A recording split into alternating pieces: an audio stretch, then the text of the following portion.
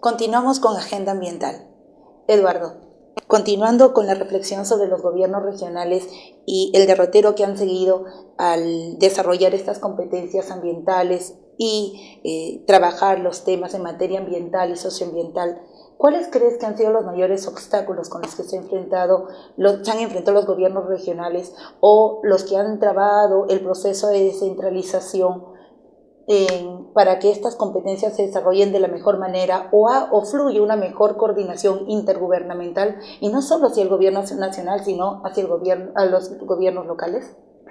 Digamos, hay un tema estructural. En la descentralización a las regiones se les han transferido formalmente casi el total de las 185 funciones y competencias que les tocaban, el 92.4%. Pero esas funciones y competencias se les han transferido sin recursos y sin desarrollo de capacidades. El actual gobierno anunció que iba a abordar el tema del costo de las funciones y competencias transferidas a partir del año 2015. Al lado de ese problema estructural, es claro que la relación con el Ministerio del Ambiente, a pesar de los esfuerzos de los gobiernos descentralizados, no ha sido del todo fluida. Como resultado de esa falta de fluidez, el Ministerio del Ambiente es uno de los sectores en donde no existe la Comisión de Coordinación Intergubernamental, donde debieran participar regiones y municipalidades. Ahora, no responsabilicemos exclusivamente al gobierno nacional.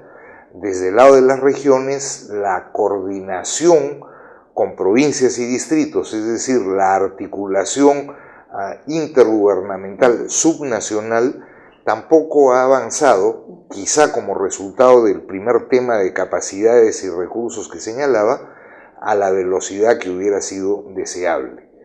No obstante, han sido gobiernos regionales y municipalidades las que, en el contexto de la discusión de la política del acuerdo nacional, han defendido más firmemente las funciones del Ministerio del Ambiente, que a lo largo de un año, como pueden testificarlo todos quienes participaron en ese esfuerzo, trataron de ser avasalladas en particular por el Ministerio de Energía y Minas.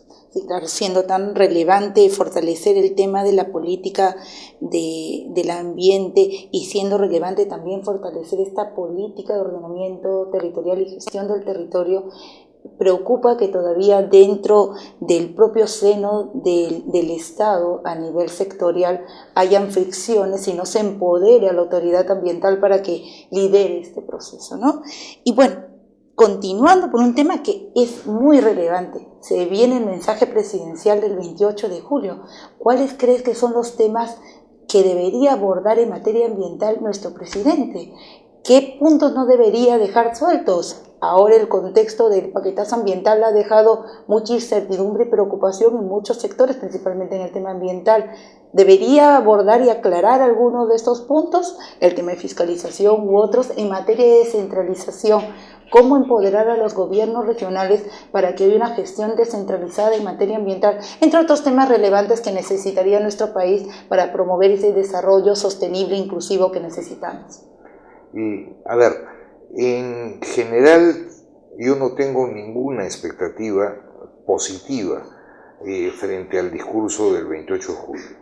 Este gobierno nos dio un primer paquetito en mayo del 2013, nos ha dado un paquete ahora y es probable que terminen de cerrar la secuencia con un paquetazo. Es decir, terminen de cerrar esta lógica de protección en extremo a las extractivas de recursos naturales, en particular a los tres sectores de los que venimos hablando.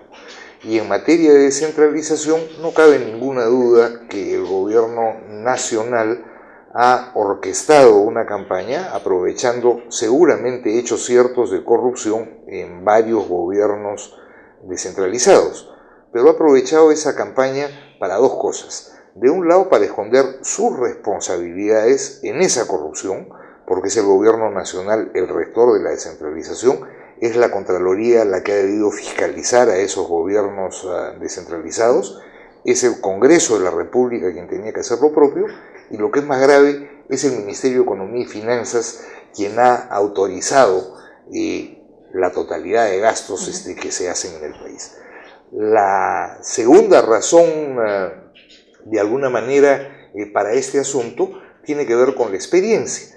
En este contexto en donde se busca crear tramposamente un escenario que busca proteger a las extractivas, los gobiernos descentralizados son percibidos en muchos casos por varias de estas empresas, pero también por sectores del gobierno nacional, en particular el Ministerio de Economía y Finanzas, como un peligro.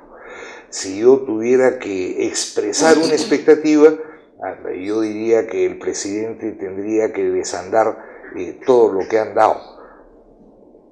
Corolario adicional, el presidente en sucesivos discursos ofreció la profundización de la descentralización, se comprometió al ordenamiento territorial. Estamos viendo lo que estamos viendo. Sí, necesitaremos que el mensaje sea muy contundente para demostrar cuál es esa consecuencia de llevarnos a un desarrollo sostenible a partir de estos pasos. Es necesaria una reestructuración dentro del Estado y tomar las medidas correctivas que hubiera en casa. Yo creo que debe haber esa sabiduría a la hora de evaluar estos procesos por parte del gobierno. Esperamos también que reflexionen y conozcan sobre los impactos, y a la hora que empiece a evaluarse o ponerse en práctica se vea si hay errores, estas medidas correctivas. Ya hemos expresado las preocupaciones, temas como el derrame ahora que ha ocurrido recientemente en Loreto llama la atención sobre cómo va a actuar el Estado a la hora de llevar los temas de fiscalización y otros que han formado parte de este paquete, ¿no? Entonces, veremos esa actuación. Eduardo, solo una última pregunta, y es en materia de descentralización, ¿cuáles crees que van a ser las dinámicas relevantes que surgirán ahora en la gestión del territorio, en estas nuevas tendencias de promoción de la industria extractiva, de tanto minera como hidrocarburífera, otras potencialidades? Hay también impulsos para hacer una colocación de inversiones asociadas a Palma u otros. Desde tu experiencia de gobiernos regionales, ¿cuál crees o cuál sería una propuesta para que haya un abordaje que aporte a la gobernabilidad, que sume esfuerzos y que apoye una gestión gubernamental e intergubernamental que hemos visto por tu exposición y por claros ejemplos que aún es muy deficitaria? Yo diría que el mínimo indispensable es la instalación del Consejo de Coordinación Intergubernamental, que está postergado largos años, por lo menos desde el 2009, que está establecido en las leyes, como están establecidas muchas cosas que se incumplen cotidianamente, porque ese espacio permitiría una interlocución directa entre el gobierno nacional y los gobiernos descentralizados, y permitiría tratar de aproximar puntos de vista que son discrepantes por la ideología del gobierno nacional. Sobre la descentralización, en los últimos 2 años se han hecho 14 balances, desde todos los sectores y los sesgos, y todos tienen 10 o 12 coincidencias básicas que permitirían, de existir voluntad política, ordenar y relanzar un proceso que está languideciendo por la falta de voluntad política del gobierno. Eduardo, muchas gracias por tu participación en la secuencia. Ha sido muy ilustrativo, tus opiniones creo que van a ayudar a formar a través de este espacio una corriente de opinión que esperamos aporte una reflexión no solo sobre el tema ambiental, sino las necesidades de ajustar el modelo de descentralización para lograr el país que queremos.